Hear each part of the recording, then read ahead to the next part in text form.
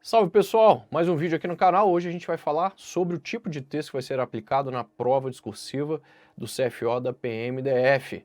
Sou o professor Dixon Cossetti aqui do curso Direto ao Ponto.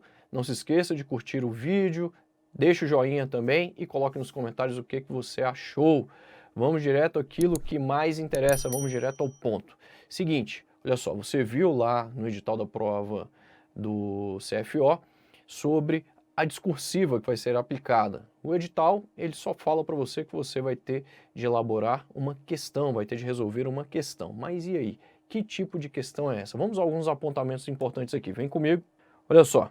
Em relação ao tipo de texto, você vai ter de produzir uma dissertação expositiva. É isso aí.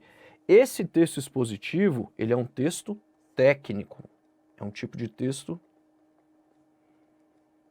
técnico. Isso quer dizer que ele vai versar sobre as matérias específicas que estão dispostas lá no seu edital.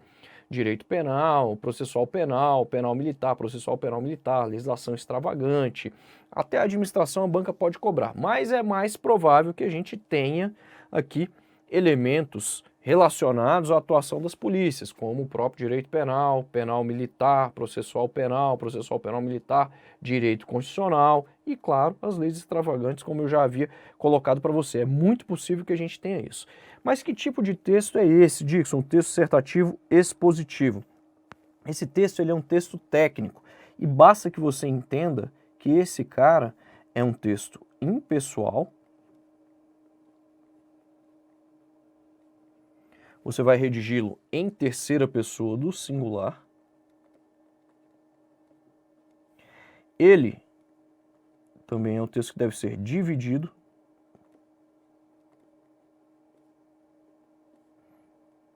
em parágrafos. Ele deve conter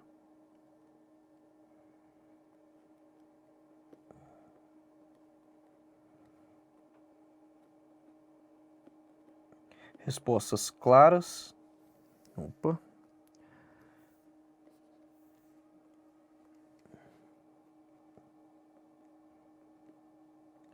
objetivas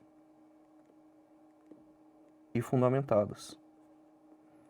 Você não pode só responder que delito o cidadão cometeu. Você tem de explicar por que ele comete aquele delito, com base em qual lei. Esse texto técnico, ele deve seguir estes requisitos. Dixon, entendi. É uma dissertação expositiva, mas eu quero saber qual tipo de dissertação expositiva é. Então, essa dissertação expositiva, ela pode ser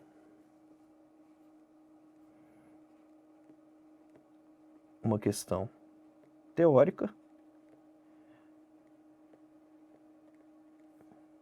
ou ainda um estudo de caso.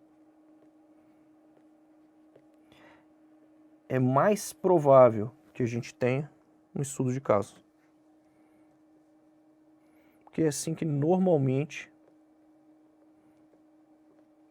o CESP atua nas provas discursivas envolvendo polícias militares, sobretudo a Polícia Militar do Distrito Federal, sobretudo para o cargo de oficial da Polícia Militar do Distrito Federal.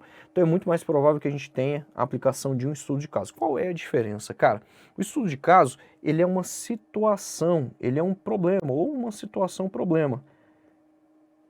Essa situação-problema, você percebe que ela é viva, ele vai te passar lá atores diferentes, ele vai falar de Paulo, de Ana, de Tício, de Mévio, ele vai te dar momentos diferentes, ações diferentes, condutas, ele vai te dar literalmente ali uma hipótese. Essa situação, ela envolve normalmente atribuições do cargo, do órgão para o qual você vai prestar aquele concurso. O estudo de caso, ele exige aqui duas habilidades do candidato. A primeira habilidade é conhecer a doutrina, a jurisprudência, conhecer ali as leis, e a segunda habilidade é você pegar este conhecimento que você tem e aplicar ao caso concreto, a uma situação que pode ser fictícia ou pode ser uma situação pela qual os policiais militares já passaram, aí na PMDF. Então, o estudo de caso, como você percebeu, ele te dá um caso, uma situação. Por outro lado, a questão teórica, ela não é uma situação problema. Ela envolve, em regra, ali um texto motivador, a banca te dá um texto meramente motivador e te dá tópicos relacionados aí à parte da teoria, à parte teórica. Ou seja, a gente está falando aqui de um texto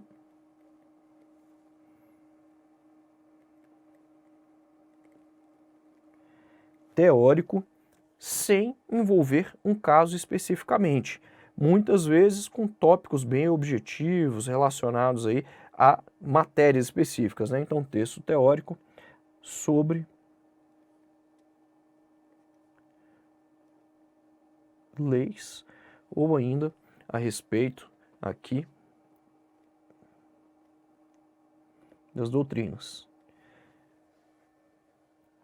Dixon, entendi. Mas me dê exemplos práticos disso daí. Se liga, cara, questão teórica aplicada pela nossa banca, pela banca CESP, a banca que vai promover, vai organizar o concurso do CFO. O que a gente tem? PCBA de 2013, olha, prova da Polícia Civil de 2013 para o cargo da Bahia, né? De 2013 para o cargo de escrivão. Nem texto motivador a banca deu aqui. Em regra, tem texto motivador, mas aqui a banca não trouxe texto motivador. Só colocou disserte sobre os direitos da pessoa presa. O tema da redação é esse aqui, ó. Em alguns textos técnicos, né, textos dissertativos expositivos, a banca sequer te dá um tema de redação, para você ter uma ideia. Ele pede principais direitos assegurados pela CF, pelo Código de Processo Penal, a pessoa presa em flagrante ou por força de mandado judicial. Depois, consequências da inobservância desses direitos pela autoridade policial e direitos do preso em relação à atuação dos meios de comunicação. Você está vendo que é algo bem técnico relacionado a uma lei, ou leis, né, CF 88 e Código de Processo Penal. Tá vendo? Daquele jeito que a gente combinou. Isso é uma questão teórica, não tem uma situação problema. Os tópicos aqui são tópicos relacionados à doutrina, relacionados à jurisprudência. Dá uma olhada numa outra questão teórica agora para a JJ, analista judiciário da área judiciária. Aí vamos direto aqui para o que interessa, que é aqui o texto motivador, nesse caso a texto motivador, eu tenho o comando dessa prova e os tópicos a serem abordados. Olha só, as garantias processuais dos indivíduos no Estado Democrático de Direito apresentando pelo menos 4 prerrogativas constitucionais que se relacionam com o devido processo legal. Ou seja, aqui você tem de falar sobre o devido processo legal. Depois, a aplicação do princípio do devido processo legal aos estrangeiros. É claro que é aplicável, não imagina. Camarada está aqui no território brasileiro, ele é estrangeiro, e aí você não tem ali o princípio do devido processo legal para esse cara não vai ter acesso a essas garantias constitucionais, a esses direitos constitucionais, claro que vai ter acesso. Depois, a aplicação da teoria dos frutos da árvore envenenada no contexto do devido processo legal. Então nós vimos duas questões teóricas, como você percebeu, é realmente um texto, olha só, teórico sobre leis e sobre doutrinas. Foi isso que a gente viu aqui. Você tinha de falar sobre lei especificamente e sobre doutrinas. Depois, eu tenho um exemplo aqui de estudo de caso. Cara, lembra que o Dixon falou para você que o estudo de caso ele tem uma situação, problema?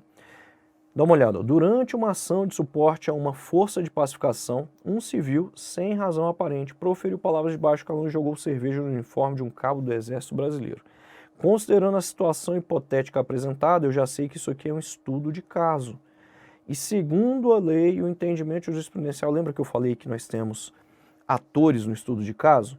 Olha só, tem situações, ó, durante uma ação de suporte a uma força de pacificação, um civil sem razão aparente proferiu palavras de baixo calão. Então eu tenho um civil, eu tenho aqui o cabo do Exército Brasileiro, tá vendo? Eu tenho atores diferentes. Então, continuando.